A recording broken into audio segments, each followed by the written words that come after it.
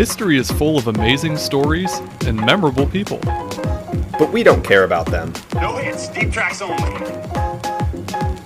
Some of the most influential people in the world have been completely overlooked or just plain forgotten. We're digging deep into the history books to bring you their stories. I'm Phil. And I'm Matt. We're not historians. We're just two guys who enjoy a great story and plenty of laughs. This is History's B-Side.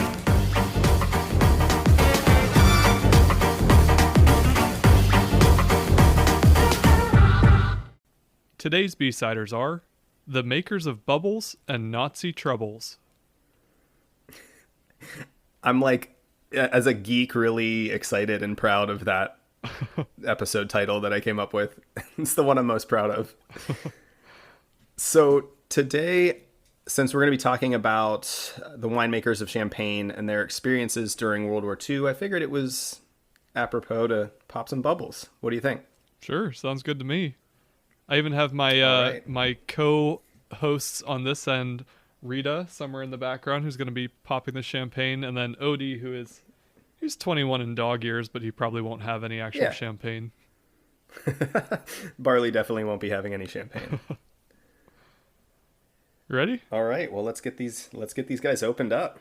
That was like the perfect cork popping. I am a professional. Although you're not technically supposed to make noise with champagne when you open it. Oh, really?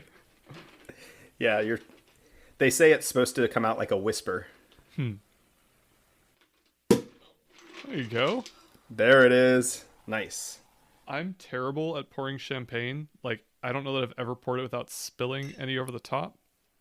So we'll see how this one goes. I don't know if the mic is picking up the fizz, but I've got fizz. So while you're pouring, I chose the bottle of champagne that I have for a specific reason for this episode. It's like one of my favorite bottles of champagne. It's what's called a grower champagne, which is where the same person grows the grapes and also makes the wine. It's very typical in Champagne for growers to sell their grapes to wine houses or producers. So a lot of producers make wine but don't grow grapes, and a lot of growers grow grapes but don't make wine. However, there's a series of grower champagnes, one of whom is called Pierre Paillard. And the bottle I picked actually is the same exact bottle that I brought to your wedding. Oh, nice. And I shared it on the bus with you guys. And I actually have a great picture of myself finishing the bottle by the bottle on the bus that maybe we can post the week we publish this episode. I was going to ask if you were drinking the same champagne as us, because you very graciously bought us a bottle of champagne all the way from Oregon, which was pretty cool. But this is definitely the most expensive episode of History's B-Side that we've had with us. That's true. Both popping a bottle of champagne at the beginning here. Well, and I popped a bottle before we recorded anything just to study for this. Because imagine this, it's difficult to read about champagne without, having some in a glass yourself.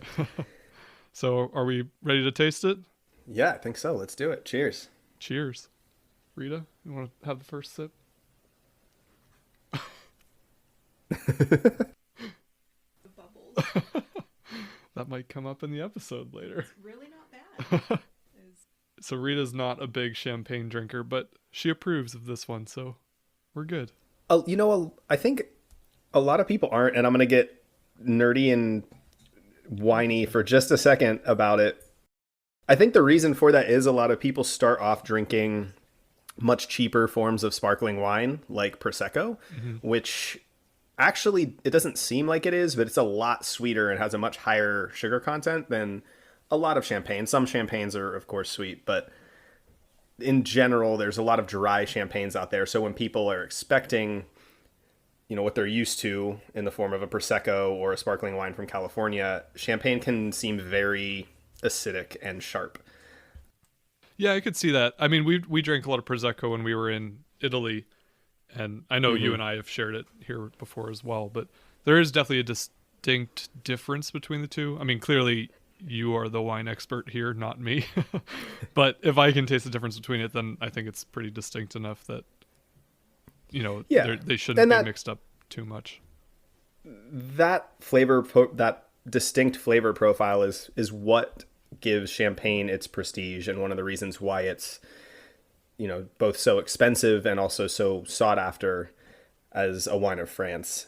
But before we dive into any Champagne talk, I want to discuss briefly, since we're going to be talking about both wine and war, discuss the history of wine and war, because they're actually more intertwined than I think a lot of people would expect.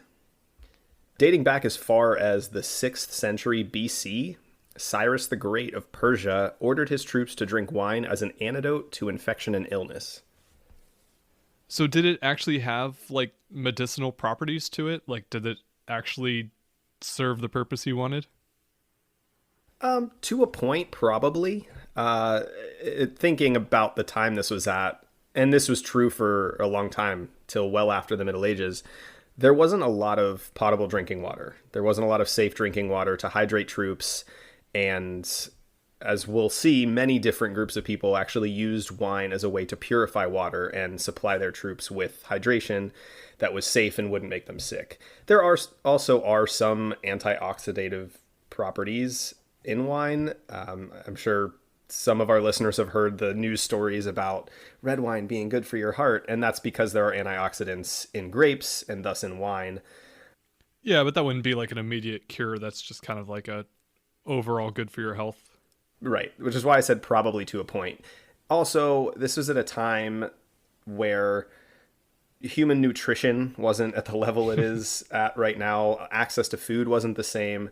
And so this beverage did have some caloric benefit as well. You know, we think of it as alcohol, which of course has negative health consequences if you drink too much or too regularly. But at this time, not only was that research not available to them, but they also didn't know a lot about how to properly feed their bodies and get the best nutrition. So this was a way for troops to get calories into their body and, you know, lift their spirits, lift them mentally, which is a use that even the Germans and French during World War II used it for, as we'll see. And a use that a lot of people in their early 20s do as well. Yes, during COVID. It's a spirit lifter for sure. Centuries later, the Roman army also marched on wine, or more specifically, a beverage called Pasco, which was a mixture of wine, water, vinegar, herbs, spices, seeds, and honey. The alcohol made the water safer to drink, as I said, and the spices, seeds, and honey provided vitamins, antioxidants, and energy to the troops. As I previously mentioned, alcohol also released inhibitions, made the troops more courageous and aggressive in battle, which is what probably led to leaders in the Roman Empire doubling the Pasco rations during battle time. All of that mixed together sounds kind of disgusting, but it actually does seem a little bit healthy. So maybe I can see why they were drinking that. I mean, I feel like it wasn't the worst thing for them to drink. Like I said, it was probably much better than just finding whatever water was nearby and likely making many of your troops sick to the point of being unable to even function or fight. But yeah, it doesn't sound like it would taste too great. And it's definitely not anything like what we would be used to in a wine glass today. It's like a modern day protein shake with alcohol. Yeah, sort of. If you put mead in your protein shake. Do you not? I don't know how else to drink protein shakes. Or mead. That's true.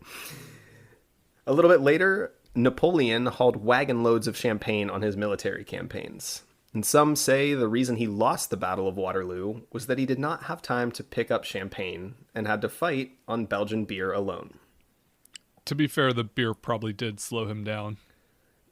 Yeah, I mean, champagne is also a bubbly beverage and would probably make you bloated, but it doesn't have the same, at least not for me, it doesn't have the same, I don't know, intense heavy feeling in my stomach. Yeah. During the highly destructive 30 Years' War between Germany and France, a German town of Rothenburg was actually saved from destruction by a drinking challenge. According to wine authority Herbert M. Boss, Rothenburg was at the mercy of Catholic commander Tilly's 30,000 men when he promised to spare the city if one of its aldermen could empty a 3.5-liter goblet of wine in one drink. The city's burgmeister, think mayor, George Noosh, proved equal to the challenge, and the site of his epic feat is called to this day Freudengaslein, or Lane of Joy. Now, 3.5 liters is a lot of wine. 2 bottles of wine is 1.5 liters, so this is over 4 bottles of wine in one go. I'm picturing one of those novelty, like, oversized wine glasses that they say fit an entire bottle of wine, except, 5 times the size? Yeah, like, it's a lot of wine. It is enough of an impressive feat. It seems kind of silly to leave the fate of a city to a drinking challenge, but it almost were the seems times. like it would be impossible, right? Like, yeah, I'm just going to save my city by drinking 4 and change bottles of wine. Could you accomplish this feat to save your city? I don't know. That would be hard. I mean, it would depend on the wine, I think. There's some wines that are much more chuggable than others. I certainly couldn't do it with Champagne. I just want to point out that you are the guy that works at a high-end wine place between us, and you just referred to wine as chuggable. At least certain types of wine is chuggable. That's one of my favorite things to describe wine as, and I think some wines should be chuggable. Rosé is chuggable. I guess. It's easy to drink, you know? I guess in the But right like I'm not out circumstances. here trying to guzzle bottles of Cabernet Sauvignon from Napa. Like, that's not happening. During World War I, the French issued cases of champagne to soldiers to bring into the trenches to improve their morale. By the time of the Second World War, French winemakers had actually suffered decades of setbacks. As World War I was beginning, winemakers were recovering from a worldwide infestation of a grape louse called phylloxera. This tiny insect, which attacks the roots of grapevines, eventually killing the plant entirely, had infected vineyards around the world and turned vast areas of vineyard into what one wine grower described as rows of bare wooden stumps resembling huge graveyards. The vineyards were eventually saved by a totally un-French solution. The rootstocks of indigenous American vines were resistant to phylloxera, and entire vineyards were uprooted and vines were replanted after being grafted onto American rootstock, a costly and time-intensive process which delayed the production of usable grapes for years. Look at good old America coming in and saving the entire French wine industry. This is kind of like an ironic twist because the European wine growing countries are usually, especially the French, usually quite proud of their wines and wouldn't imagine using American rootstock. But save for a handful of pretty isolated wine regions like those in Chile, the U.S. rootstock saved the world of wine. The phylloxera louse had really taken over the entire planet. So this was a great discovery and really did save the vineyards of Europe. So I have a question that you might not necessarily be prepared for me to ask, but hopefully you know it just because you know a lot about wine. Obviously, typically American wines aren't considered as high quality as, say, a French wine or Italian or Chilean or whatever. But would these, I guess, is that more due to the soil or the climate of in which American wine is grown? So I guess using these American vines being grafted onto the American vines doesn't necessarily make the quality of the French wine any less because it's still being grown in France. Yeah, so first off, I definitely wouldn't say at this point American wine is of lower quality. We've just had centuries less time to discover what grapes work where. And we also have the economic pressure that our country loves what Napa started growing in the 60s and 70s, which is Cabernet Sauvignon, Merlot, Chardonnay. And so a lot of wine regions in America just tend to try to grow that. And that's not how wine really works. You have to pick the grape variety that works in your region. And France had centuries of, Catholic monks working on delineating different vineyard sites for specific wines and specific grapes. So they had a huge leg up there. And that also is one of the things that made them hesitant to use the rootstock. Not necessarily that the rootstock itself was going to cause the vines to produce different wine, but the age of the vines and the vineyards in Europe was such that a lot of winemakers and vineyard managers worried that replacing their vineyards with these new vines would destroy the legacy of these older vines that are said, this isn't necessarily a scientific, hard cut and dry white and black fact, but older vines are said to produce better, more concentrated wines. So they were very hesitant at first, but at the end of the day, would you rather just lose all your vineyard or take the chance on the American rootstock? Interesting. All right, well, we should get back into our history here. Yes. Just as the vineyards of France were recovering from the phylloxera epidemic, World War I brought new horrors to French vineyards, as warfare rendered entire vineyards in Champaign virtually lifeless. Now, just to clear it up, when I say Champaign, I'm speaking of the region in France, which is 90 miles northwest of Paris. A lot of confusion has been created, especially by American wine companies in the past who chose to use French region names such as Burgundy, Chablis, or Champagne to describe their wine of a similar style. That has been rectified for the most part, as the French wine controlling body has worked really hard to make sure the rest of the winemaking world respects their appellations and their wine descriptors, and most of the respectable winemaking world has followed suit. So when we say Champagne, we're speaking of specific sparkling wines from that region in France.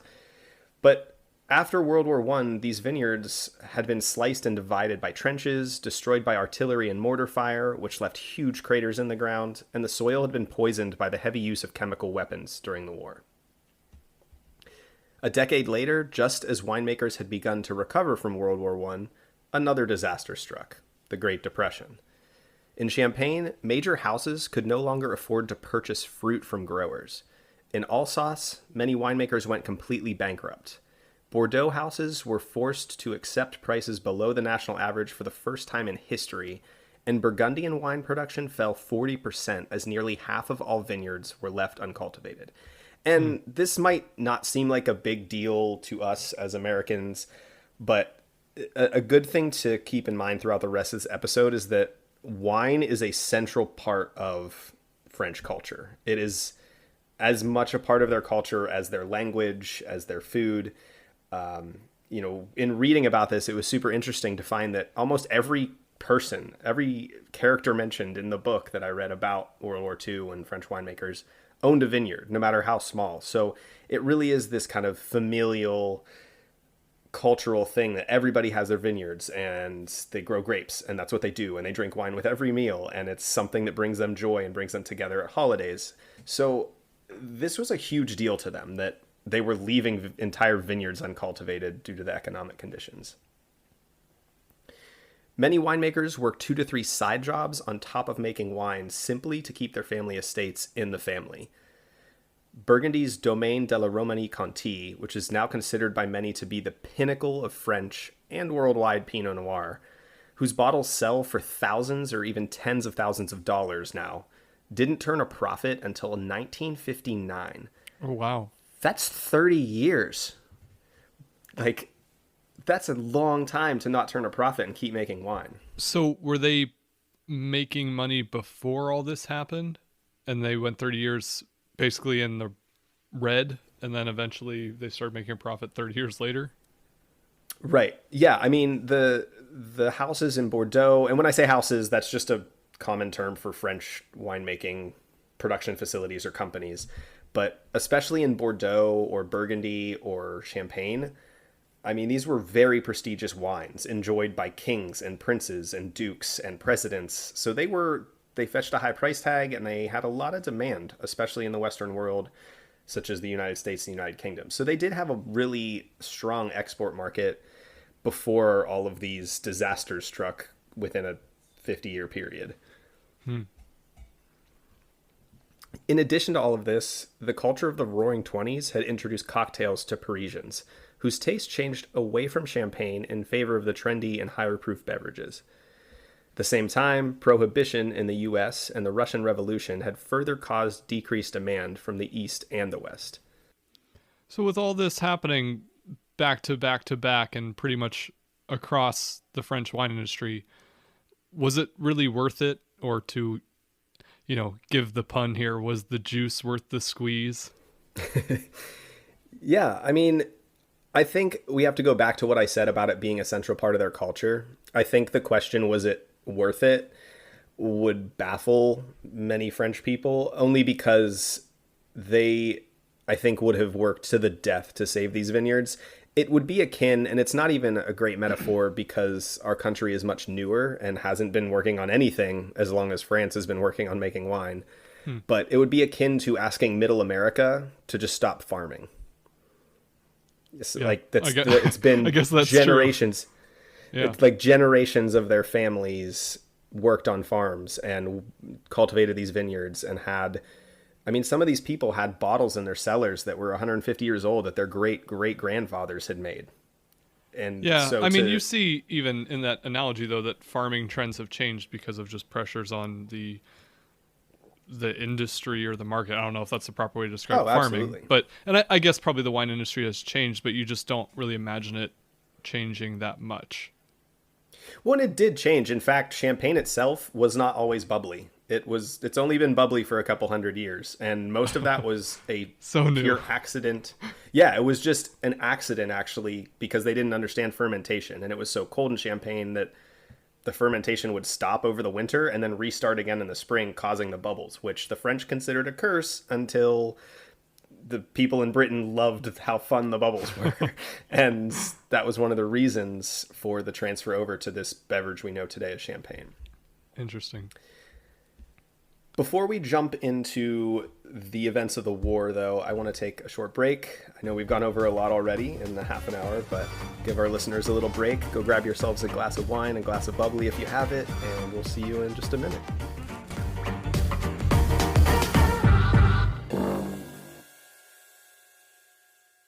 So our listeners are pretty used to hearing us talk about what we're drinking on the episodes that we record. And usually it's beer, wine, or some sort of spirit. Sometimes that has to do with the B-sider of the day. But today I'm just drinking a cup of coffee. And to be honest with you, Phil, it's the single worst cup of coffee I think I've made for myself in several years. Oh no, is it truck stop coffee? Because I've had a lot of experience drinking truck stop coffee recently. Honestly, I don't know how I did it, but this might be worse than truck stop coffee. It doesn't have the metallic taste, but it's definitely, it's on par with a terrible gas station cup of coffee. That sounds disgusting. It's delightful. Maybe you should buy some coffee. Or someone should buy you coffee. You know what? I like that second option a little bit better. And it works out because we're here today to tell our listeners about a new listener support service we're using called Buy Me a Coffee. And you can find us and buy us a coffee at buymeacoffee.com/historiesbside. And it's cool because there's a couple different ways that our listeners can get involved and support the show. Number one, you could just donate to the show by clicking Buy Them a Coffee. 2, you can join as a member with levels starting at $5 per month. A few of the membership perks include monthly bonus episode titled History's B-Side Battles, in which we debate to see which B-sider would come on top in a battle royale to the death. You also get access to our future episode queue, discounts on extras on our online shop, and History's B-Side gifts and swag. And those extras, like you mentioned, include things like choosing topics for future episodes. You can buy custom postcard sets or stickers. And we even have some things like coffee mugs or some future merch that we're going to add on there as we go. And you obviously don't have to be a member to get those things. But if you are a member, you get a discount on them. And it's actually a much better deal, 25 to 50% off what you would if you weren't a member. It's a great way for our listeners to support us in a more casual way and make sure that we're not recording while drinking terrible cups of coffee like the one I have in my hand right now. The website again is buymeacoffee.com/historiesbside. We so appreciate your support. It's what helps us continue to put these episodes on every single week and continue our research and make sure you're learning about all the cool people from history that we sometimes forget. With that said, let's get back to today's B-sider.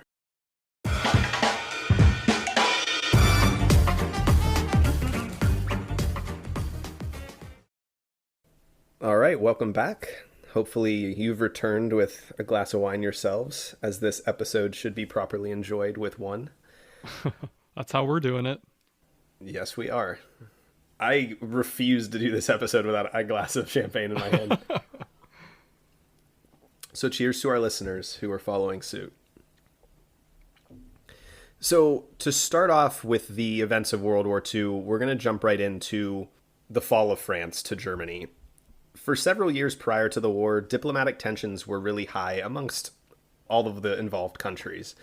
Many feared the continued increase in power Hitler's Third Reich displayed, though most world powers were hesitant to go to war, the memory of World War I's horror fresh in the collective world psyche. On September 1st, 1939, the match was struck as Germany invaded Poland. 2 days later, the United Kingdom, France, Australia, New Zealand, Tonga, Transjordan, Morocco, and Tunisia collectively declared war on Germany. The French quickly fortified the majority of the country's eastern border with bunkers, obstacles, and other fortifications known as the Maginot Line, which stretched from the Mediterranean north, running along the borders of Italy, Switzerland, Germany, Luxembourg, and Belgium. However, the line stopped short of the English Channel, which is important later. The term Maginot Line is actually sometimes used metaphorically to describe an effort great in cost, but providing a false sense of security. I was trying to think of a good example of what that could describe, and I'm struggling to come up with anything too funny. But the best thing that comes to mind is my cameras on my house, which are they weren't terribly expensive, but you buy them Sure. because you're thinking home security, and there's some upfront cost to them. But really, if someone were to try to break into my house, I'm just watching that person break into my house. If someone wants to get in, they're still going to get in. They're not really doing anything to prevent that, except that I get to watch them do it. I mean, the example that came to my mind is just from my experience in hospitality and retail work, people who are super weird about giving their zip code or their email or their phone number, but are also using a credit card. I'm like, you're spending all of this energy and effort trying to not be tracked, but you have a credit card. So the game's over, and you have an iPhone. It's over. You're done. You're being tracked. Let's just give it up.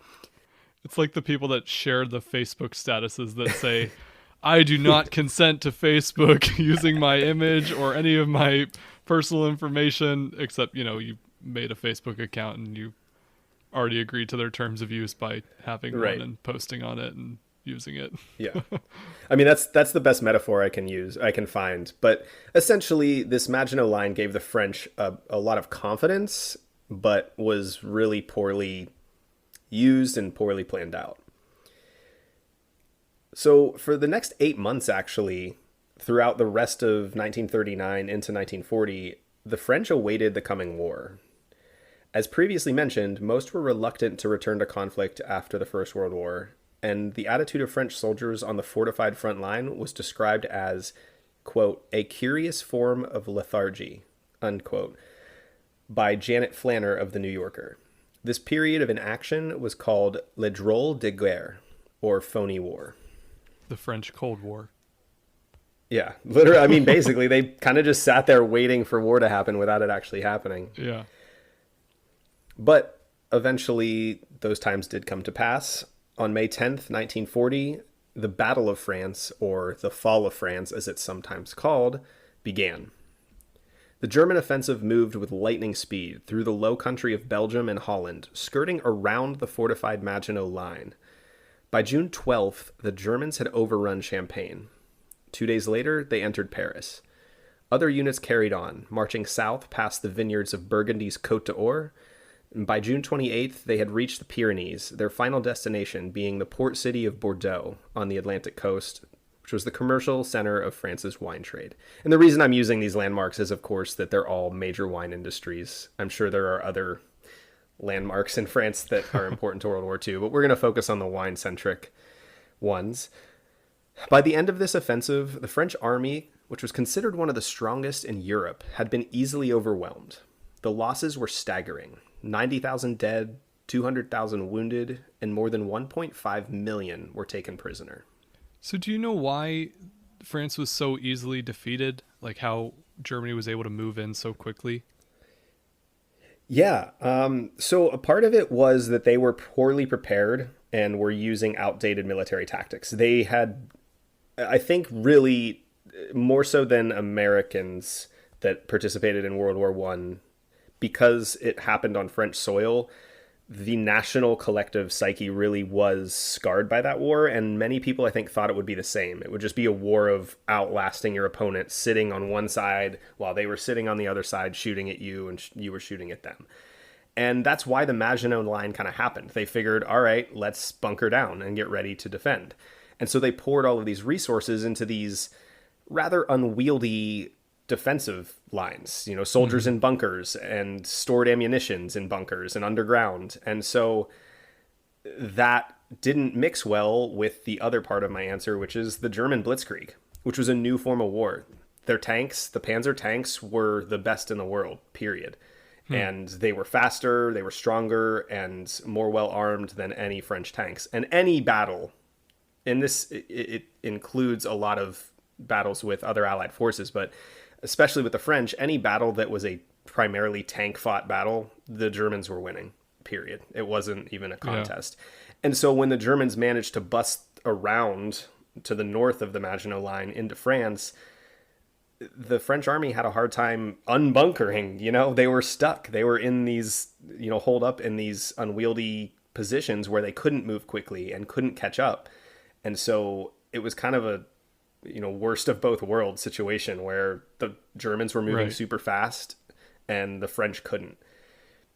And it shouldn't be understated that Hitler's army, I said the French army was considered one of the strongest in Europe, but the Third Reich's army was a force to be reckoned with. They had, done a huge leap in the 1930s in their power and industrial might. We could spend an entire episode just talking about the German occupation of France, but for this episode, the most important thing to know is that a major economic component of Germany's occupation strategy was plundering the treasures and goods of French culture, a major component of which was wine.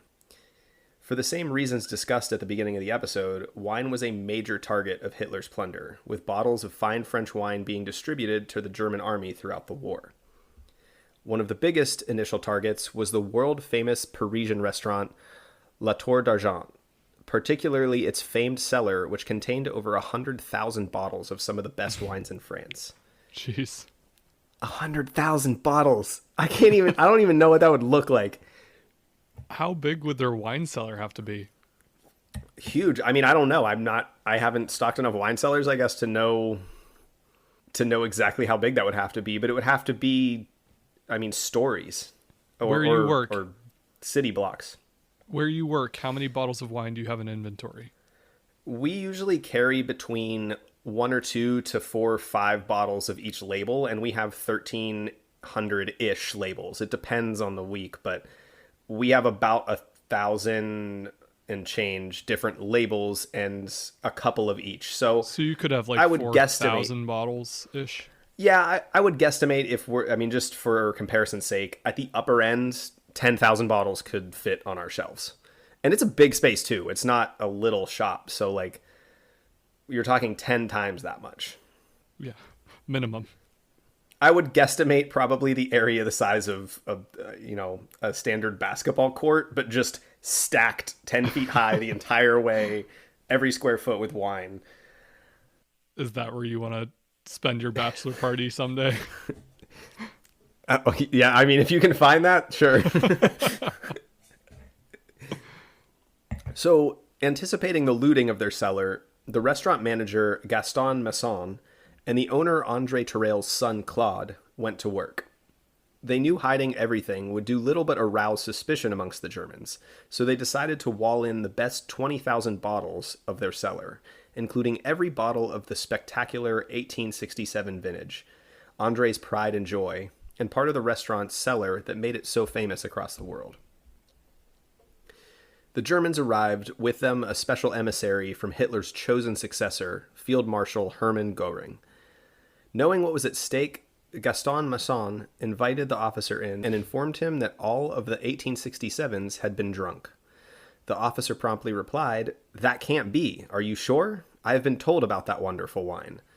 Masson apologized, but insisted he was positive it was all gone. The officer descended into the cellars with a contingency of soldiers, but was unable to locate a single bottle of the 1867 vintage. They eventually gave up and left, but not without commandeering all of the other 80,000 remaining bottles. I mean, it's obviously sad that they lost 80% of their cellar, but that's Yeah. really smart to build and hide the most important ones to them.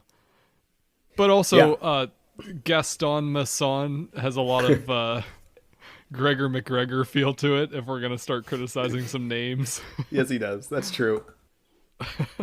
That's a terrible name from history. So this was in Paris, but back in Champaign, nearly 2 million bottles had been stolen and carted away during the first 2 weeks of the occupation alone. As one resident remembers, they stacked everything in the center of our village: food, clothing, and of course, champagne, then loaded it all onto trucks. It left people in a very bad state. In the Champaign village of Les Menis-sur-Auger, a 17-year-old boy named Bernard de Nonancourt was working with his brother and several cousins at the Delamotte Champagne house when they heard trucks approaching. German soldiers piled out and marched into Salon, a house across the street from Delamotte, and one of the most prestigious in Champagne. It went on for several days, he remembers. Each morning, they would come back and take away more champagne. I particularly remember seeing cases of the 1928 Salon being hauled out. Now, this might seem like a random story at the moment, but I want you to remember Bernard de Nonancourt, and I want you to remember the 1928 Salon because it will become important at the end of today's episode. So now we're going to move on to a particular position in the German occupation that was really influential in controlling the French wine trade during World War II, and that was a group of men called the Weinführers. As I mentioned, the occupation had happened so fast that many of the German commanders themselves struggled to maintain order even among their own troops. Pillaging and looting entire villages was no way to ensure a complacent and submissive French citizenry, and the long-term goal of the Third Reich was to preside as the leader over a new Europe for decades to come. And of course, a new Europe, they assumed, would have to include a functioning French culture and industry, especially food and wine. Still, with the needs for supplies to fuel its army and recognizing the prestige and profit that French food and wine carried, Hermann Göring admonished the Reich soldiers in France to, quote, transform yourselves into a pack of hunting dogs and always be on the lookout for what will be useful to the people of Germany. To get the best wine, however, the Nazis did not want a pack of hungry hunting dogs. They needed pointers, men who knew wine well and had connection to those who made and sold it. And this is, I think, a funny point that Hermann Göring kind of wanted these people to just rabidly go after wine, and even the discerning men who we'll talk about in a moment with trained palates who had spent their lives working in the wine industry were fooled by some of the tactics the French used. So the Reich's economic planners eventually turned to the German wine trade, recruiting a corps of, quote, wine merchants in uniform. But the French, of course, had another name for them. Weinführers. That's such a great name. I feel like German is a language that I do not speak at all, obviously, and can't really understand it. But once you have the actual German words broken down, they're so obvious what they mean. Oh, yeah. Well, German is supposed to be closer to English than any of the Romance languages, and it's... it definitely is. I guess you look at it and the words look so intimidating and complicated, and then it's like they're pronounced exactly how they're spelled for the most part, and then you're like, they literally translate almost directly to English, and it's like, why didn't I realize that's what it was? Weinführer. Wine dictator.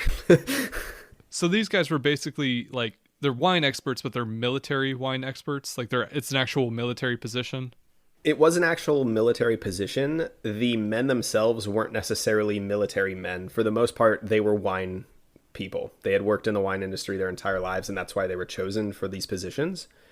But once they were essentially recruited to be in the military.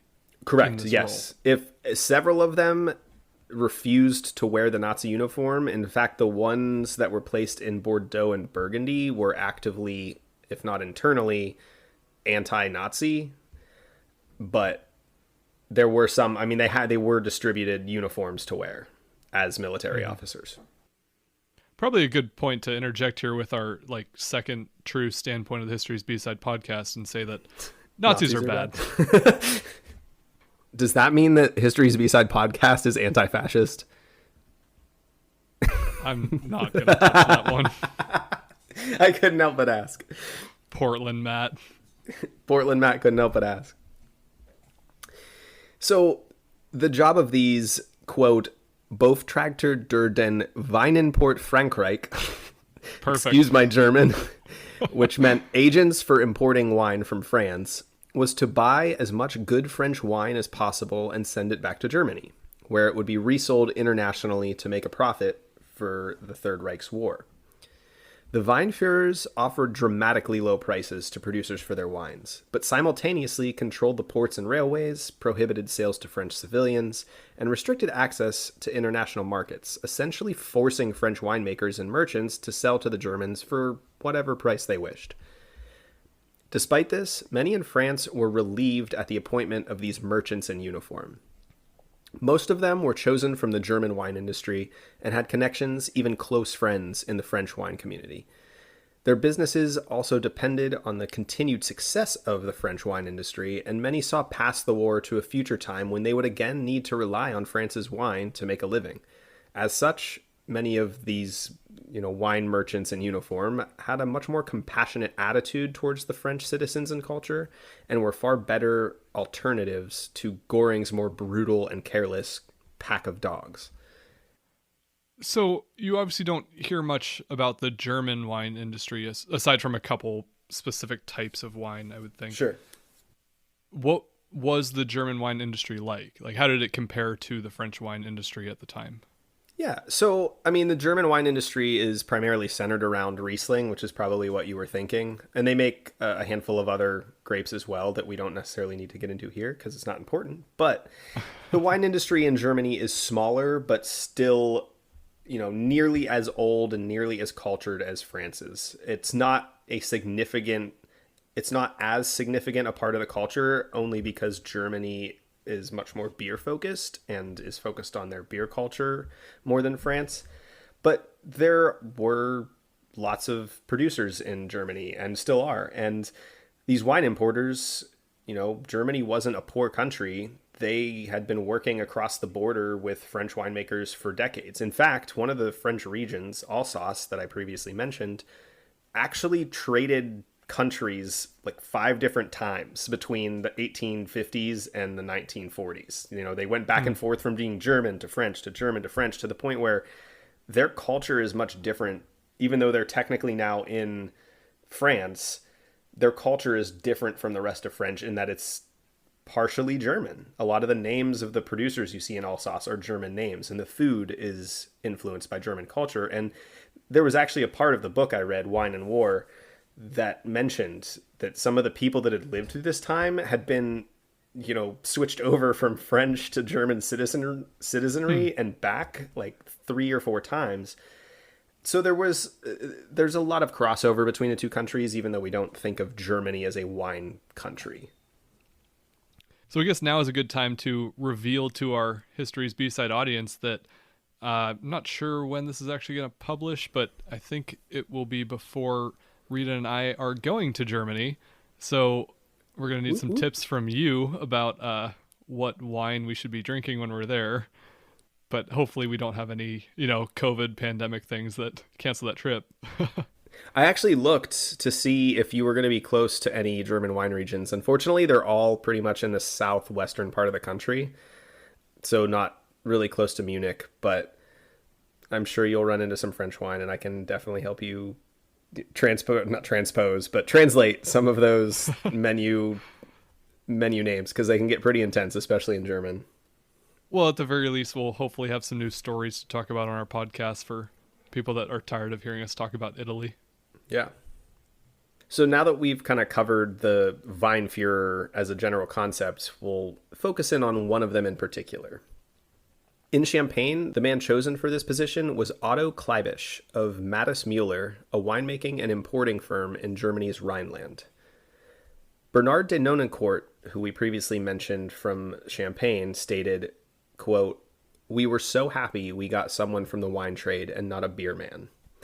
Kleibisch had been the pre-war agent in Germany for a number of Champagne houses, including Lanson, which belonged to Bernard's mother's family. Despite their joy at Kleibisch's appointment, the new Weinführer had tastes for the finer things in life and was a bit more aggressive than his counterparts. Unlike those placed in Burgundy and Bordeaux that I previously talked about, who refused to wear the uniform and also rented fairly small apartments during their tenure, Kleibisch requisitioned the chateau of Bertrand DeVogue, head of Veuve Clicquot Ponsardin. The DeVogue family was angrily sent packing. You're killing these French names. I mean, it's only because I have to speak it partially for work. Like, that's the only reason I'm as good at French as I should be. I think I gave you a hard time in our Titanic episode when you messed up some kind of French, but you're doing a lot better in this one. I mean, I can't do what I do and not know how to pronounce Veuve Clicquot. So Kleibisch actually enjoyed the trappings of military life. And again, unlike other Weinführers, many of whom disliked the Nazi Party and reluctantly accepted their positions, Otto proudly wore his uniform and was impressed with military titles. To be fair, landing a military post in Champaign was a delight compared to the alternative, which was being sent to the front lines in Russia, where the German army saw enormous casualties at the hands of the Soviet army as well as Mother Nature, as thousands froze to death or at best suffered frostbite and other painful maladies during the brutally cold winters. I mean, sure, wine country sounds nice if you're not into brutally cold winters and frostbite. Yeah, the Champagne Chateau sounds much better. He also seems to have some similarities to some of our other B-siders, having that obsession with military titles. Yeah, again, another Gregor McGregor reference. We're killing it. Yeah. It's like a running theme here. Yeah. Despite his joy at the new position, his troubles began almost immediately. The person with whom Kleibisch would be negotiating champagne purchases was a man by the name of Count Robert Jean DeVogue, head of Moet and Chandon. And if you've heard, I mean, Dom Perignon is Moet and Chandon's like highest cuvée, and that's one of the most famous champagnes in the world in pop culture in general that people would know. DeVogue was extraordinarily well connected, being related to many of Europe's royal families as well as France's leading wine producers. And he even had some connections in the Vatican. Oh, and in case you caught the last name, he's also the brother of Veuve Clicquot's Bertrand DeVogue, whom Kleibisch had just kicked out of his house. So not stoked about Kleibisch at first. Yeah. Or at all, really. It didn't help Kleibisch that the 1940 harvest was horrible in Champagne. The grape yield was 80% below average due to a shortage of workers, money, and supplies caused by the German occupation. Kleibisch, attempting to keep up with Berlin's demands of 500,000 bottles per week of champagne alone, which is a staggering number to my brain, asked houses to make up the difference from their reserves, a move that DeVogue feared would cause anger and jealousy among the Champenois, and ultimately put many houses out of business. Now, Champenois, in case that word caught you off guard, is basically the term for people from Champagne. I will use it a handful of other times. So it's not like a specific group of people, it's just people from Champagne? It's like saying American. Okay. Being from America. Champenois or from Champagne. Or Ohioan. Oregonian. I don't know. It's important to note that many champagne houses, anticipating the war, had hurriedly walled up portions of their cellars or exported huge amounts of wine to the US and UK for safekeeping. So the Tour d'Argent in Paris wasn't the only wine cellar that was protected from the Nazis beforehand. Most winemakers with the wherewithal and ingenuity cellared up part of their collections before the invasion. Now, the Champenois faced a massive requisitioning of their wine.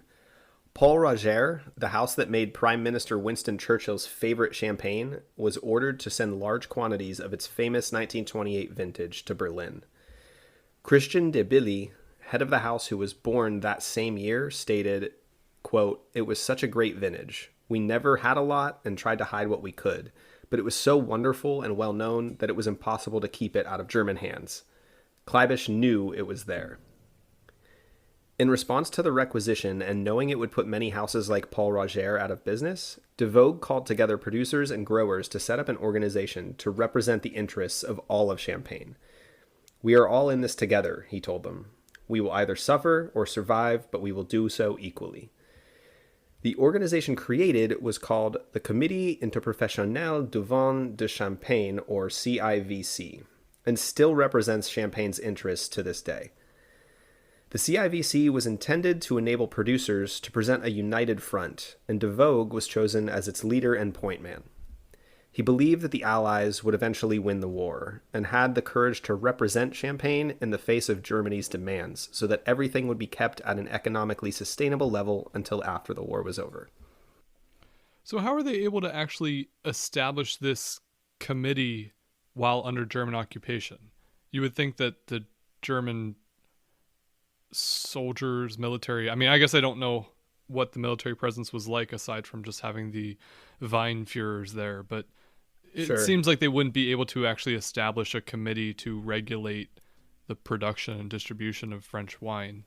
Well, I think something that I learned while researching for this about World War II that I didn't really know, or I guess I should have known because it seems fairly obvious after you think about it, but the occupation of France wasn't as cut and dry and wasn't as brutal either as people might assume given the fact that they were Nazis. Like, we learn about the concentration camps and the wartime, the battles, and the, all of the more violent aspects of the Third Reich. But like I said, they needed France's industry to at least stay intact, to continue to draw from it.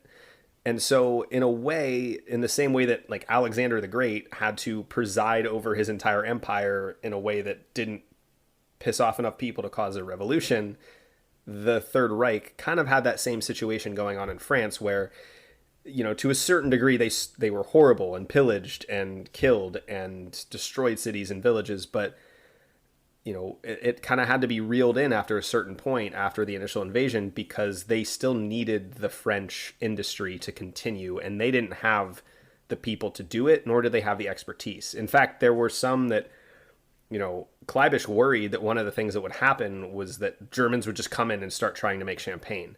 And he was confident as a wine expert that that would never happen, that there was no way Germans were going to take over these houses and make something like the French were making. So while it was a violent wartime occupation, there was still a little bit of political tug of war going on where they couldn't make the French citizens too mad enough to at least encourage revolt or revolution in the face of the Germans, which is what the French resistance essentially was. And that's why it grew over time. I mean, is it fair to say, maybe you don't know the answer to this, but is it fair to say that perhaps they were a little more delicate and casual with the French because they're mostly European, white, probably Christian, rather than, Jewish foreigners, the typical people that were singled out by the Nazis? Right. No, I mean, that's a great point. And we'll actually talk about the French government during the war a little bit later, briefly, but the French government continued to exist under the leadership of a man named Marshal Pétain. And they basically moved the French government to a town called Vichy in southeastern France. And that government still ruled over a lot of southern France. The line of German official occupation ran basically southwest from, the German border near like south of Champaign down to the Pyrenees where Bordeaux was. But the other kind of southeastern half of the country was technically still liberated France. Now, the Vichy government was routinely and continuously more and more criticized for being sympathetic to the Nazi cause, to being too fearful and complacent in the face of their demands. So there still was a French government in place. It was just kind of, I don't know, in line with the German requests, if that makes any sense. So it wasn't as, domination based and violent and just kill the enemy and take their land as I think we might assume. Yeah. All right. Well, let's get back to the, I'm going to try to say it, Comité Interprofessionnel du Vin de Champagne. That was great. You killed it. You have to do it in a French accent. I can't. Sacre bleu. So Kleibish was clearly unhappy about the CIVC and did not want to deal with it, preferring his close pre-war contacts in the region. He called a meeting eventually with DeVogue. Getting right to the point, Kleibish set the ground rules, telling Vogue, "You can sell to the Third Reich, German-controlled restaurants, hotels, and nightclubs, and a few of our friends, like the Italian ambassador to France and, like I just mentioned, Marshal Pétain, leader of the stand-in French government." He also stated, "Nobody gets free samples of champagne, there are no discounts no matter how big the order size, and no full bottles of champagne may be sold to French citizens unless empty ones are turned in before the time of purchase." Why is that for the empty bottles? Because glass was a commodity. Glass was good, and there was a shortage of it. So it's like a recycling incentive. Basically, I mean, yeah, that's a very positive spin on it, but yeah. They didn't have the money to keep producing new bottles, so if you wanted wine as a French citizen, you had to give them bottles. Interesting. Kleibish then set the Third Reich's demands at 2 million bottles per month, which DeVogue could spread among the major houses any way he wished. Now, that's just in Champaign. And overall, throughout the course of the war, annually, 320 million bottles of wine, of French wine per year was shipped into Germany, which is mind-boggling. Mind-boggling. I mean, do you know how that compared to their regular production before German occupation? I don't.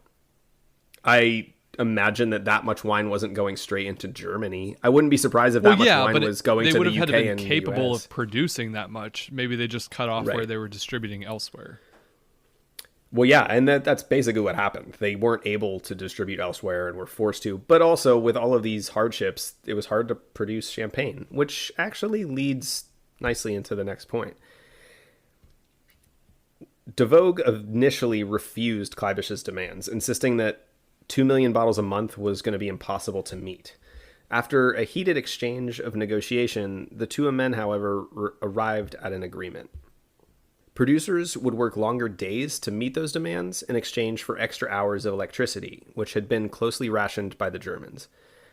After Hermann Göring requested even more champagne, Kleibish also offered a steady stream of supplies needed, such as sugar for the dosage. I don't know that I mentioned dosage, but one of the things that causes the secondary fermentation in champagne that gives it the bubbles is a dosage of sugar into the bottle before it is capped, so that the yeast can pick that up and create a little bit extra carbon dioxide and alcohol. So they needed sugar for the dosage. He also supplied them with fertilizer for the vineyards and hay for the workhorses, under the condition that the CIVC continued to meet the monthly demand. I'm really surprised they were allowed to negotiate these terms. I mean, it's part of what we were talking about with the trying to control a country without completely destroying it. But the Champenois also weren't, I mean, they had set up this united front, and like I said, everyone, including I think Kleibish and many of the Germans, kind of assumed or knew that there was no way German people were just going to go to Champaign and start making champagne. And Hitler's army marched on a lot of champagne. So it was, I mean, it was a weird situation where they took over the country and stole all this stuff, but then this supply of goods that only the French could produce almost became a way to kind of control the German army because they needed it, right? Like, they didn't need anything the Americans produced. They needed the French champagne. So it kind of became a bargaining chip. Yeah, for sure. But what seems like a fairly amicable negotiation was not such behind closed doors. Indeed, the Champenois immediately went to work trying to cheat Kleibish. Paul Roger, who was supplied cement by Kleibish for what he called cellar repairs, used the supplies to wall up and hide its best champagne from German eyes. Bottles intended for Germany were often marked with the phrase "Special Cuvée for the Wehrmacht" and had a distinct red line on the label. Producers would fill these bottles with their worst blends and worst wines, knowing that it was unlikely those bottles would ever see other consumers. That's hilarious, but it's probably still better than any wine I've ever had. I mean, I don't know if that's true. I don't know what this stuff was like, but It's probably yeah, the I stuff they think it's bottle and then sell at Aldi because it's Germany, and that's Maybe. the kind of wine I buy. But yeah, I mean, hysterical. And that's the thing. That's honestly one of the reasons why Hermann Goring's pack of dogs philosophy wasn't going to work. Those pack of dogs Yeah. would have found, 320 million trash bottles a year and bought them back because they wouldn't have been able to discern this. And I mean, that's one of the reasons Kleibisch became suspicious, because he noticed this on a handful of occasions, which we will get to. In addition to bottling their worst wines for the Germans, the Champenois and other French winemakers used faulty corks that would spoil the wine and intentionally misread or mislabeled shipments, accidentally sending a worse vintage than what was requested or sending shipments to the wrong cities with similar names, much to the frustration of German supply chain operators. And that dynamic is something that, in reading this book, the French resistance just caused constant shit for the Germans. Like, there are so many great stories about things arriving empty or things arriving with, goods in them other than what was ordered. And just, I don't know, to be a German in France at this time would have been so confusing and frustrating because everything was getting messed with in the dark at night on trains. And nothing was getting where it was supposed to go. And half the things you ordered weren't the right things you ordered. So it's pretty funny to me. I don't know. Like I said, what the Champenois forgot was the discerning palate Kleibisch had. And on more than one occasion, he actually recognized the requisition wines for what they were: faulty trash. He was furious and became more and more suspicious as time drew on. When he discovered inferior champagne provided by the house Tattinger, which we're actually pouring at Park Avenue Fine Wines, if any of you are listening and in Portland. But the house Tattinger, he ordered Francois Tattinger into his office. He exclaimed, "How dare you send us fizzy ditch water?" Francois, known for his temper, shot back, "Who cares? It's not as if it's going to be drunk by people who know anything about champagne." Francois was promptly thrown into jail with a number of other producers who had been caught bottling bad wine for the Germans, though he was eventually released. Why do I get the feeling that you have described some kind of wine as fizzy ditch water to one of your customers? I've actually never used that description. The weirdest wine description I've ever used tableside was a bloody rubber glove filled with fruit. Can't wait to drink that. And it was with like a group of regulars who I love, and I hope someday listen to this and are stoked to be included. But we were describing Chianti, Italian wine, which does have an iron taste like blood and also kind of a rubbery taste like a rubber glove. Gross. From Berlin, Hermann Göring's demands continued as more and more champagne was requested for the German Navy and the Luftwaffe. The importance of champagne to the Third Reich was apparent after French workers were forcibly brought to Germany to work in factories. The Champenois insisted that either Germany could have its workers or its wine. As a result, Champagne's older, more experienced cellar workers were released from factory duty to return to the cellars. So like I said, the Champenois did have a pretty good card in their hands when it came to coming to the negotiation table. They were able to basically protest their workers' way out of German factories because it was more important to the Germans to have wine from Champagne than to have workers in their factories. With all this going on, amazingly, right under the nose of the Third Reich, the French resistance carried out much more than was apparent in the cellars of Champagne. Now, before we talk about that, a note on the cellars of Champagne. In order to build the city of Reims in what was then Gaul in the 4th century, Romans dug 300 immensely deep quarries in the chalky rock. These same vertical chalk pits, called crayères, were later used by champagne houses to age their wine. They are shaped like pyramids, so the deepest points are the widest, the top kept narrow to avoid air drying out the chalky ground and making it harder for the Romans to mine. During World War I, these dark crayères were used as bomb shelters, hospitals, and even schools. Oh, wow. During World War II, however, these caves became home to another cause, the French resistance. Some were used to hide refugees and escaped POWs, some as weapons and ammunitions depot, and others as a place for resistance members to gather. the German soldiers not wishing to dirty their beautiful shiny boots and neat uniforms, which is so funny. I don't know why that's so funny to me that they're like, I don't want to go in the cave, my boots are pretty. But they were reluctant to enter the dark criers, though some suggest another reason for their reluctance. A specific fear stemming from an 1846 short story by America's favorite Gothic drunk, The Cask of Amontillado by Edgar Allan Poe, in which the story's main character, Fortunato, is walled up alive in the catacombs of the Montresor family. That's so funny. Like, that was a serious concern that they had, just their familiarity with the story. Yep. That's awesome. Yeah, I think it's hysterical that, like, especially this far, like, I mean, this is almost 100 years later after that story was published, and it was still in the minds of the world, not just Americans, but the world. Good for old Edgar.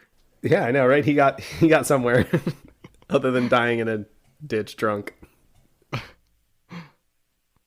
Champaign provided an unexpected source of intelligence to the resistance.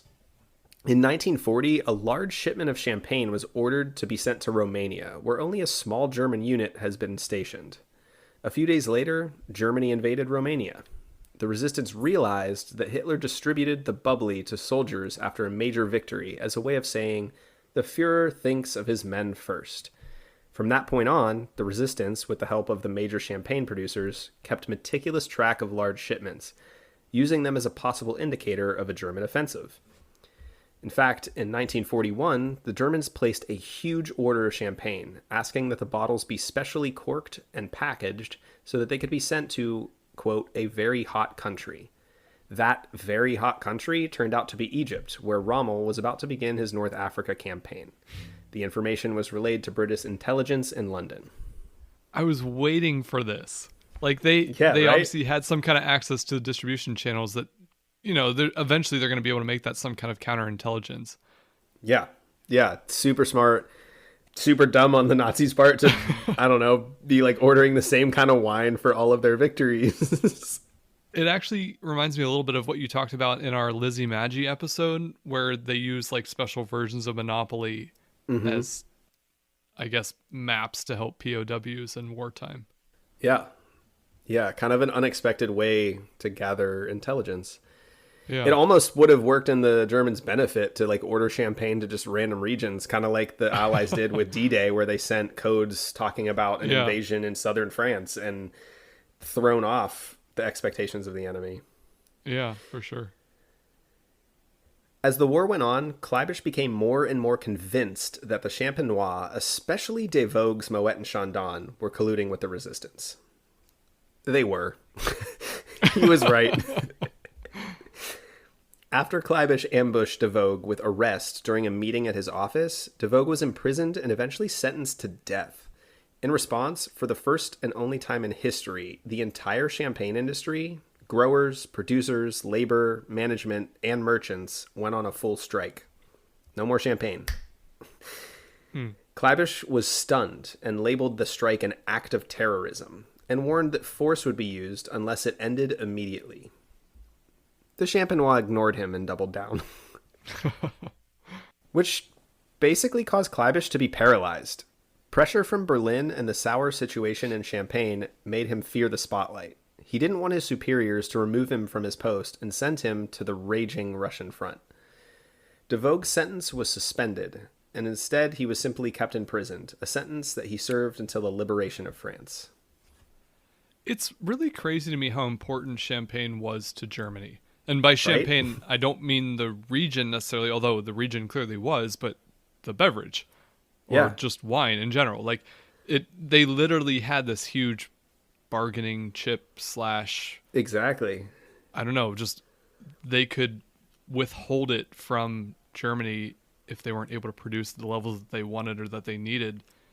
And they kind of do whatever they wanted at that point. You just never really think about how important that was to Nazi Germany. Yeah, I mean, nobody would expect that, right? Like, who would expect that the Third Reich would bend to the strike of the Champenois simply because they needed the bubbly wine for their troops? Kept morale high. By the way, this is like my favorite. Not that this entire episode is a story I tell at work ever, but the inspiration from this episode is one of my favorite stories to tell is how the Champenois fought back against the Nazis. When people come in and, for whatever reason, unknowingly tease champagne as a girly drink. My favorite response is like, yeah, I mean, they just harvested their grapes under mortar fire for 30 years and then fought the Nazis. It's fine. Well, now you can point them to this episode so that we get extra people listening and they can learn a little bit about how important the Champenois were against the Nazis. Exactly. So we just mentioned the liberation of France, and we're going to get there in just a moment. But before we do, I want to mention two other really interesting stories that weren't necessarily within Champagne or involving Champenois, but that I just found really interesting. The first being a man by the name of Jean Monmousseau, a wine grower from Touraine in the Loire Valley. He was a member of the resistance group called Combat, a group of French military officers and reservists. Monmousseau lived close to the demarcation line, which divided German-occupied France from quote-unquote free France, ruled by the Vichy government. Because he lived so close to the line, German officers on the border were used to seeing him crossing from one zone to another with his barrels of wine. Barrels big enough to hold a man. Now, barrels aren't that easy to take apart. You basically have to take every stave off the barrel, including the rings and all of the wood pieces, to take it apart. You can't just uncap it like a box. So after several practice runs with his cooper, which is a barrel maker, at deconstructing and reconstructing barrels around a person, Jean went forward with his plan. And for 2 years, Monmousseau conducted a traffic in human beings, ferrying resistance leaders in and out of the occupied zone in his wine barrels. This sounds like a reverse prohibition scheme. Mm-hmm. Like prohibition was people sneaking alcohol in on their person. This one's sneaking people in through your alcohol. Exactly. Yeah. And it's crazy. He did it for 2 years. He was never caught, never discovered by the Germans, and ferried these people back and forth in the wine barrels. The second is a man a little bit closer to home for me, and we'll talk about why. But it was a man by the name of Maurice Drouin, second generation of the legendary winemaking family behind Burgundy's Maison Joseph Drouin, which was founded in 1880. Maurice had previously fought in the French army during World War I, luckily escaping without physical injury. During a particularly bloody and heated battle in the trenches of northern France, Maurice noticed a German soldier crumple to the ground after being shot. Maurice ordered his men to cease fire and raised a white flag, shouting to the Germans, "Come and get your man. We will hold our fire until you have him." The Germans quickly moved to retrieve their fallen comrade, stopping momentarily directly in front of Maurice to salute him. Yeah, and I mean, like, kind of a cool story, right? Yeah. I mean, I feel like there's a joke in there because, I mean, we went to high school with a history teacher who always made jokes about the French raising their white flags, but this is kind of like I guess a more noble version of that. Sure. Now seeing his country again in the midst of war, Maurice took action to save his family and his winery. He and his wife Pauline began communicating in code, which he taught her after having picked up the skill during the previous World War. Also, the labyrinth of 13th century cellars was ideal for hiding large quantities of wine, and the family decided to build a wall and hide their most valuable bottles behind it. Maurice's son Robert recalls, "While Papa laid the bricks, my mother, my sisters, and I ran around the cellar collecting spiders to put in front of the wall. The spiders would spin webs and make the wall look older." Which, like, who would think of that? Like, I wouldn't think of it. I just have a new looking wall in my cellar and I'd get caught. That's so brilliant. I mean, when you're talking about the other people that built walls to hide parts of their cellar, my immediate thought was, well, the one wall looks so much newer than the other ones. So, like, it'd be so obvious. But also, if this was my house and I was trying to disguise my wine cellar, secret room in my wine cellar, as I was building this wall, if I asked Rita to collect spiders to make it look old, she would absolutely surrender our house to the Germans rather than have to go collect spiders. Yeah, I was thinking that too. I was like, I don't know if I'd be down for just collecting random spiders from my cellar. Yeah, we'd be goners. Yeah. Interestingly enough, and not by intention, Maurice Drouin actually has a connection to History's B-side. You and I have been to one of their wineries and tasted their wines together. I thought the name was familiar. Yeah, I realized this while researching this earlier. So, Domaine Drouin, which was built in 1989 in the Dundee Hills of Oregon's Willamette Valley, was the first attempt by a French winemaking house to produce wine outside of France, and it's owned by Maison Joseph Drouin. And it's where you, Josh Slavens, and I tasted when you guys visited me in 2018. As much as I remember every single winery that we went to that day, Yeah? this place had the best, if I remember correctly. Do you remember going to it? I mean, you don't have to. It's fine if you don't. We went to a lot of places. I mean, the name is familiar. Can you describe it? Because yeah, so I remember the wineries. I don't remember the names of them. It was definitely a more chateau-looking place. The room had like an upper level with the bar, and then there was an area down, like in like the living room-ish area that we sat at the table, yes, and then they had a terrace. Yeah, I know exactly what you're talking about. Yeah, that place actually was probably my favorite that we went to that day. I mean, the French make good wine. What can we say? But they actually they started making wine in Oregon to connect back to one of our earlier conversations about American wine when one of Oregon's Pinot Noirs from the original person to plant Pinot Noir in Oregon, Irie, one of their bottles won or came, not won, but came in the top 10 of a Pinot Noir tasting with French Burgundies. Wow. Which attracted attention. So moving on to the history. As many know, on Tuesday, June 6th, 1944, Allied forces stormed the beaches at Normandy in an invasion we now refer to as D-Day. As Allied forces swept across France, a lesser-known march was occurring, titled the Champaign Campaign. Allied forces arriving from the Mediterranean marched up what can be considered one of the best stretches of vineyards in the world, traveling north through the Rhone Valley into Burgundy, ultimately meeting up with the Normandy forces near Champaign. It's noted that the French forces subtly chose their route to cover the best vineyards in these regions, leaving the lesser-known wine-growing areas to the Americans. What they feared was that the U.S. forces would damage the vineyards during their march north, and took care to protect the hundreds of years of culture and history contained within. I was going to say, you would think that they wouldn't want to march over their best vineyards, but I guess knowing that the Americans would have been going over them if they weren't Yeah. makes a lot of sense, because they'd probably be a little more careful in not destroying them. They're like, you go destroy that shit over there. We're gonna march down the sidewalk over here. I feel like in that meeting room, that military meeting room, they were like, we're gonna march through all of our vineyards, and someone was like, absolutely not. Why would you ever think to do that? And they're like, well, if we don't, the Americans will. Yeah. And that actually brings me to a funny story that's part of the next part. So one of the things I found interesting was the dichotomy of the Champaign campaign. Allied soldiers would spend their days in the hills shooting and fighting back retreating but resistant Germans. Once the fighting ceased, they would return to these villages in these great wine regions, where they were met with world-class French food, wine, women, and lavish parties. And then the next day, it was back into the hills, and so on. So they would basically spend the days fighting battles in the mud, covered in blood and dirt, and then come home to, what most of us now would consider the best vacation of our lives. I mean, it sounds fun. Minus the, fighting during the day and killing people and getting bloody and muddy. Right. The story that what you just said reminded me of was, on one occasion, they had this huge party where they opened up all these old expensive wines for both the Americans and the French troops. And one of the French noticed that there were bubbles in the wines that were supposed to be still wines.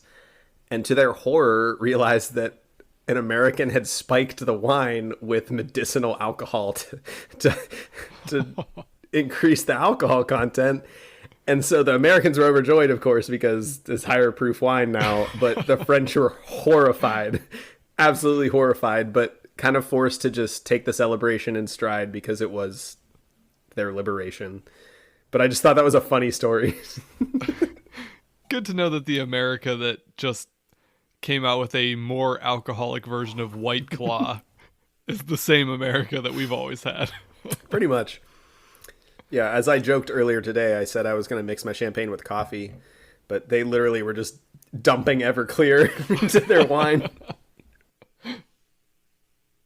As we all know, Allied forces eventually reached Germany, pushing into Berlin and beyond. Another important target, though, was the Berchtesgaden, Hitler's retreat in the Bavarian Alps. On a peak several thousand feet above the Berchtesgaden chalet sat a fortress known as the Eagle's Nest, where Hitler had an elevator built into the mountain so that he could, as biographer Robert Payne put it, survey the surrounding landscape like a god surveying the kingdoms of earth. Very Hitler of him. Yeah. Very not Hitler of him is that it's noted he didn't like spending much time in the Eagle's Nest because the altitude made it hard for the poor fella to breathe. Aw. Which is Poor hysterical. He probably spent all this time and money and troop labor building this thing and like didn't even like being up there because the altitude was tough. Poor guy.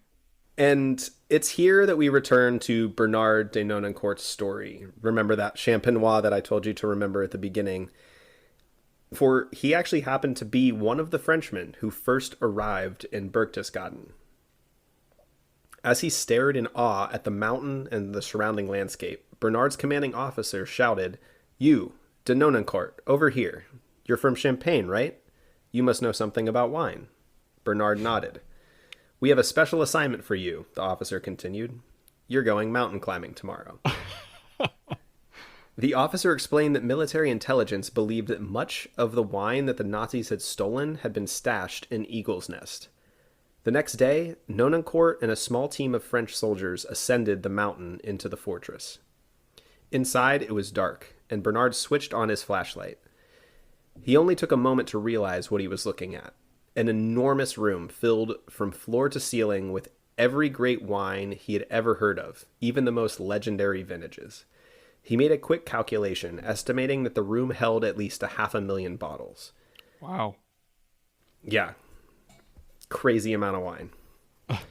He actually spotted a case of Lanson the house his uncle owned, and that he himself had helped make. Then he saw what surprised him most. Cases of the 1928 Salon Champagne he had watched Goring's men steal nearly 5 years earlier. Despite many of the bottles being genuine, another final thought hit Nonancourt that made him laugh to himself. Many of these legendary bottles he was staring at in awe were most likely filled with undrinkable, faulty trash wine, owing to the stealth, ingenuity, and resourcefulness of his countrymen throughout the war. That's incredible. I thought that was a great way to end because like they find all this great wine, but then they're also like, how many of these bottles are just bullshit because we screwed with everything we sent the Germans for 4 years? I'm trying to put myself in his shoes, and on the one hand, like, you're sad because you know all this wine was stolen from you. Mm-hmm. You're also thrilled because you just discovered all of this wine that, wasn't drank, that could be reclaimed for your country.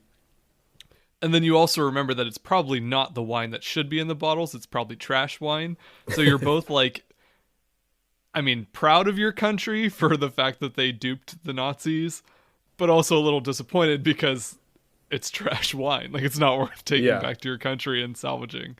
But that's just amazing. That's a really cool way to kind of remember how the Champenois stuck it to the Nazis. Yeah, so the book I read for this episode primarily, there was a little of outside research as well, but was called Wine and War, The French, the Nazis, and the Battle for France's Greatest Treasure. And it's by Dawn and Petey Kladstrup. And if you're at all interested in wine or World War II or history, which I hope you are if you're listening to our podcast, otherwise just what are you doing? This far into the episode too. It was a wonderful read. It's only about 240 pages. It was a quick read for me, for the most part, and it's really interesting and packed with a lot of stuff that I just didn't include here, partially because I wanted to focus on Champaign, and partially just because I didn't want you guys to have to listen to a 3-hour episode. But I highly recommend the book. It was wonderful. Lots of interesting stories, lots of good wine stories. And yeah, it was a great book. But the reason I brought all that up is they kind of took a similar arc where they start the book talking about Bernard Nonancourt and then kind of leave him behind for the entire middle part and then end with the liberation and what we just talked about, him finding Eagle's Nest. And I just thought that was a cool arc. So I commandeered it. Well, I have never been more confident that you will ace a post-show quiz than I am on this episode. I'm nervous. I mean, most of the questions are about like Champaign, not about the actual history of this. So that's honestly why I'm nervous, because well. I feel like there's more pressure to do well. Like if I don't do well here, it's not because I just didn't read the right things. It's because I don't know. I don't know the right thing. I guess we'll see what happens. We'll take a quick break and then we'll get into our quiz.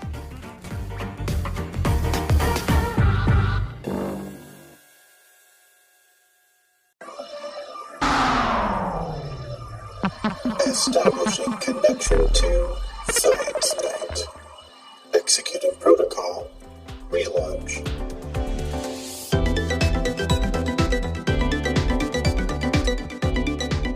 Science. What is it? Who does it? Why does it matter? The Science Night podcast answers these questions and showcases the latest in science news and discoveries. Join us every other Friday to meet the scientists behind the science and the stories behind the work. Learn more at scinight.com. That's SCINIGHT.com. The Science Night podcast is a proud member of the River Power Podcast Mill. Find out more at riverpower.xyz.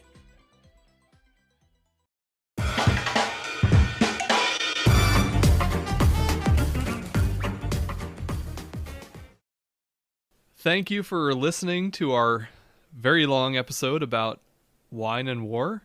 Definitely an interesting topic. This is definitely Matt's version of my baseball episode where we're just very passionate about one topic and get really into it. But I think it's all been good. I'm excited to see the response to this episode because I think it's been a lot of fun. So as most of you know, we like to end each episode with just a short 3-question quiz to kind of test today's host, see how much he knows about his topic or how much he researched it. And maybe you as the listener are following along and know a little bit about it on your own, so you can try to test yourself with these questions as well. I truly am super confident in you, and I think this is going to be your best quiz ever. I hope. If it's not, I might be looking for a new job. When I was looking for these questions, I was thinking about you asking me questions for the baseball episode where it was like, I'm worried I'm going to ask you a quiz question and have the answer wrong, and you're going to correct me on it while we're doing the episode. I mean, that could be. It depends on the source you used, I suppose. You actually kind of touched on at least one of these sort of during the episode. So, I mean, we'll, I guess, kind of just talk about it a little bit more, but I think overall they're going to be pretty easy for you to answer. You ready to dive right in? Let's do it. Okay. Question number 1. Again, very simple here. What are the only 2 countries who can legally refer to their sparkling wine as Champagne? Oh, dear God. Well, France is one. Correct. Legally, huh? Mm-hmm. I mean, I guess my first thought is like a question, which is legally according to whom? But if we're talking like worldwide legally, maybe Luxembourg, like, or Belgium, just because they're close to Champagne. But the only other... You're thinking too much into it. It's simple. The United States, because we don't give a shit. Bingo. I knew it. See? I knew. So the French wanted to protect the use of the term champagne to only refer to bubbly made using traditional methods from grapes grown and vinified in the Champagne region of France. So when the Treaty of Versailles was signed in 1919 to end World War I, they included limits on the use of the word. However, the United States never actually ratified the Treaty of Versailles, and in the midst of Prohibition, they weren't too concerned about alcohol labeling laws, so a lot of producers in the United States still referred to their drink as champagne. Now, this issue was revisited in 2006 when the US and France entered into a wine trade agreement. So new producers used the term sparkling wine instead of champagne, but anyone who had an already approved label was basically grandfathered in, which even actually includes things like Miller High Life, known as the champagne of beers. Really? That's actually on their can though, right? That's what I thought. It is, yeah. And they can call it that because the United States, wasn't restricted by the Treaty of Versailles because they never actually ratified it. Gotcha. You're right. I was thinking way too much into it. That's one of those, I guess that's kind of a vague question because not every country in the world, was involved in the Treaty of Versailles, but most countries in the world don't produce anything similar to champagne or sparkling wine. And the U.S. likes to look for their loopholes to, make their products seem fancier than they are. It is worth noting, I can't speak for the major wine producers here, but most family or craft or small producers just inherently out of respect for the champagne wine laws won't do that, which is why I didn't immediately go to the United States because most places have stopped using French terms to describe their wine. Right. That's actually what I read when I was trying to come up with this question, is that a lot of places just don't do it because as we've gotten more modern, they don't want to confuse themselves with champagne from champagne, and it's just easier to call themselves sparkling wine than face kind of what the professionals in champagne would create. All right, question number 2, more specific to the actual production of champagne. What are the primary grapes used to make champagne? Chardonnay, Pinot Noir, and Pinot Meunier, which is not technically a separate variety, but a clone of Pinot Noir. Well, you nailed that better than I could possibly describe it. So we're going to move right on to question number 3, unless you have more to add to that one. All right. Question number 3. About how many bubbles are in a typical bottle of champagne? Oh my God. What? How do you even count that? Is that a thing you can quantify or count? I wasn't going to include this question, but I was looking for fun facts or trivia about champagne. And no, this is great. I found about a dozen websites that all came up with the same number. If you want it to be multiple choice, I can come with multiple choice, but no, I'm going to go with in a glass or a bottle? In a bottle. 10,000. Ooh, you are way too low. Oh, really? Damn. Yeah. 100,000? 49 million. Jesus. Okay. Well, there it is. This might come as a surprise, but I've never sat at work and counted the bubbles. Well, maybe you should, research for the podcast that you're hosting. Yeah. I'm sure in a bottle of champagne. I'm sure my employer would love that if I spent however long it takes to count 49 million bubbles standing at work looking at a bottle of champagne like a lunatic. It's work related. If you need to pop yourself a bottle of bubbly for work and count the bubbles. I really want to, I'm actually going to go look this up because I want to know how they study that and tested it. Oh, I have no idea. This was me real quick trying to find some questions for you here. There's a bonus question, huh? I do have a bonus question for you. Okay. And, I wasn't too thorough in my research before we started this, and I know you're just going to nail this one right off the bat. So it is what it is. You're going to know this one.